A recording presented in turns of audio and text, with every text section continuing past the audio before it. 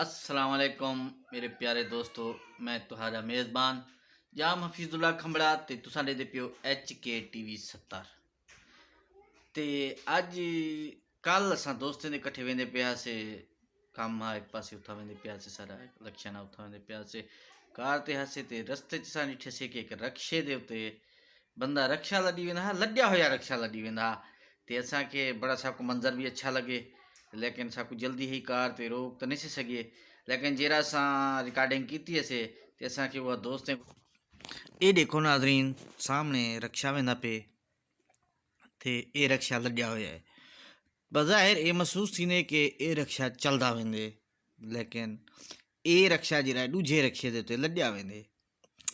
क्योंकि पिछू ॾिठा वञे त इवें लगदे कि अगू रक्षा वेंदा पे, लेकिन जी ही नाल थीसूं तो पता लगसे कि अगू रक्षा ॿिया है, ये रक्षे दे उते रक्षा लॾिया वेंदे। ओ बंदे दा तरीक़ेकार देखो जो किवें डू रक्षे छिकी वधे, क्योंकि इतना टाइम कहना हा कि असां पूरी वीडियो बणूं, मंजर ज़बरदस्त था, लेकिन असांको जल्दी आई कि नहीं पुजना हा तो असां जितनी वीडियो बनी है असां दोस्तें कटे शेयर कहने पे। ये देखो सी नाजरीन कि ये रक्षा ये हुण क्रॉसिंग करेंदे पैसे, ये देखो रक्षे दे नाल ही रक्षा है, रक्षे दे उत्ते मोटरसाइकिल वल देखो अगू रक्षा है, दू रक्षे